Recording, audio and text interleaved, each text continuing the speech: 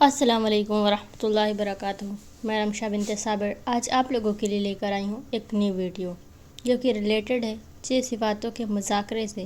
تو ہم آج آپ کو 6 صفات کے مذاکرے سے متعلق تمام چیزیں بتائیں گے۔ یہ شروع کرتے ہیں۔ نحمد و نصلی علی رسول کریم، اما بعد، اعوذ باللہ من الشیطان الرجیم، بسم اللہ الرحمن الرحیم۔ ربی اشرح لی صدری یسر لی امری واحلل عقدۃ من لسانی یفقہوا قولی۔ بسم اللہ الرحمن الرحیم۔ اللہ کے راستے میں نکل کر 6 صفاتوں پر محنت کرائی جاتی ہے۔ اس پر عملی مشق کرنے سے دین پر چلنا آسان ہو جاتا ہے۔ یہ 6 صفات پورا دین تو نہیں ہے، لیکن اگر ہم اس پر محنت کریں گے تو ہمارا دین پر چلنا بہت آسان ہو جائے گا۔ نمبر 1 ایمان ہے، اور نمبر 2 نماز، نمبر 3 علم ذکر، اور نمبر 4 اکرام مسلم، اور نمبر 5 اخلاص نیت، اور نمبر 6 دعوت تبلیغ۔ اور پرہیز کے لیے لایعنی باتوں سے بچنا یعنی فضول باتوں سے بچنا ہے۔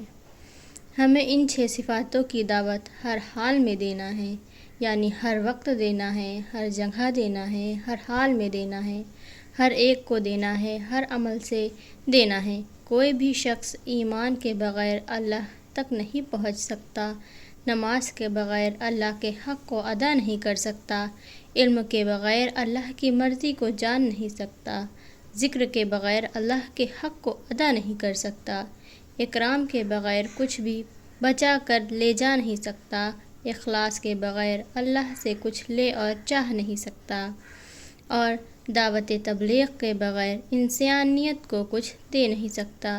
تو ہماری پہلی صفات ایمان ہے۔ تو چلیے اب ہم ایمان کے بارے میں آپ کو بتاتے ہیں۔ ایمان سے یہ چاہا جاتا ہے کہ ہمارے دلوں کا یقین پختہ ہو جائے۔ ایمان کا کلمہ ہے لا الہ الا اللہ محمد رسول اللہ، اور ان میں 4 باتوں کا دھیان رکھنا ضروری ہے۔ نمبر 1 کلمے کے الفاظ صحیح یاد ہوں۔ نمبر 2 اس کے معنی کا پتہ ہو۔ نمبر 3 اس کے مطلب کا صحیح علم ہو، اور نمبر 4 اس کے تقاضے کو جان کر اس کو پورا کرنا۔ کلمے کے الفاظ ہیں لا الہ الا اللہ محمد رسول اللہ، اس کے معنی ہیں نہیں ہے کوئی معبود اللہ کے سوا، اور محمد صلی اللہ علیہ وسلم اللہ کے رسول ہیں۔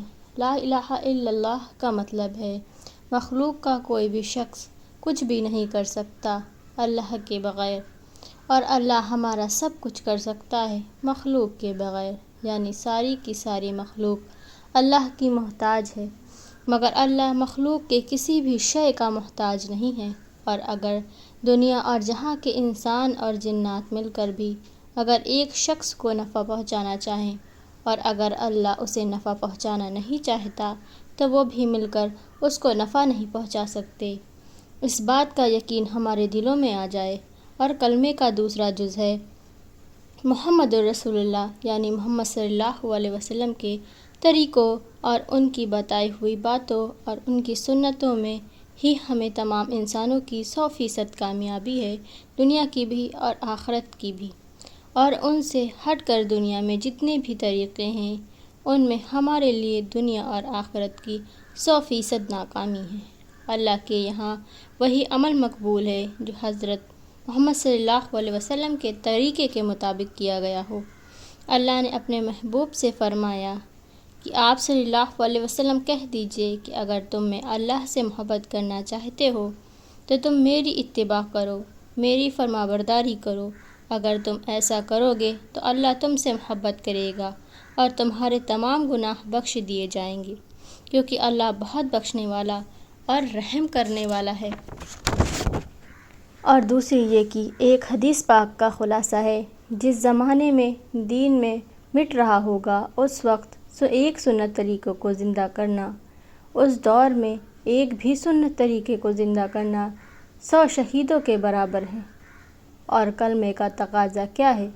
کلمے کا تقاضا یہ ہے کہ اپنی من چاہی چیزوں کو چھوڑ دیں اور اللہ جیسا چاہتا ہے ویسی زندگی گزاریں، یعنی اپنی من پسند کی زندگی چھوڑ کر، اپنی نفس کو مار کر اللہ جیسا چاہتا ہے، جس طرح وہ چاہتا ہے کہ ہم زندگی کو گزاریں، ہم ویسی زندگی گزاریں اور ایسے اسے ہی حاصل کریں، ایسے طریقوں پر چلیں۔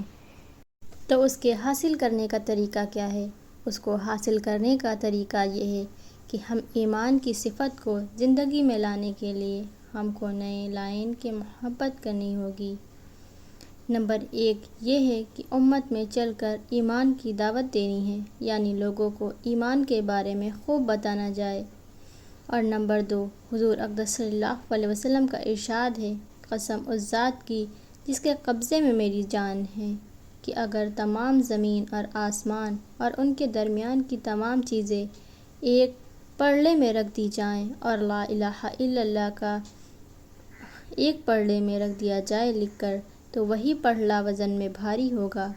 صحیح حدیث میں حدیث وارد ہے کہ قیامت اس وقت تک قائم نہیں ہو سکتی جب تک لا الہ الا اللہ کہنے والا زمین پر کوئی بھی شخص موجود نہ ہو۔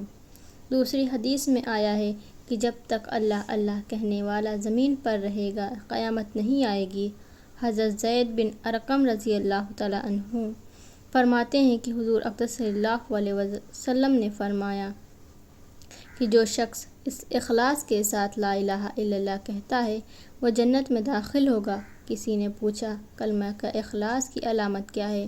حضور اقدس صلی اللہ علیہ وسلم نے فرمایا جو حرام کاموں سے روک دے اور عملی مشق کرنا، یعنی مخلوقوں سے جب بھی کچھ ہوتا ہو دکھے اس کو نفی کرے اور یہ سوچے کہ کرنے والی ذات صرف اللہ کی ہے اور اللہ کی پناہ طلب کرے اور مخلوق میں غور و فکر کرے جس سے اللہ کی معرفت نصیب ہوگی، جیسے اپنی آنکھ کا دیکھنا، کانوں کا سننا، زبان کا بولنا، دماغ کا سوچنا، سب کچھ صحیح کرے۔ بول چال میں سبحان اللہ، الحمدللہ، ماشاء اللہ کے لفظوں کا استعمال کریں۔ آنکھیں اپنی باتوں میں استعمال کریں۔ نمبر 3 دعا کریں، یعنی ایمان کی حقیقت کو رو رو کے اللہ کے سامنے خوب بیان کریں۔ آج کے لیے بس اتنا ہی، ملتے ہیں آپ سے نیکسٹ ویڈیو میں، تب تک کے لیے اللہ حافظ۔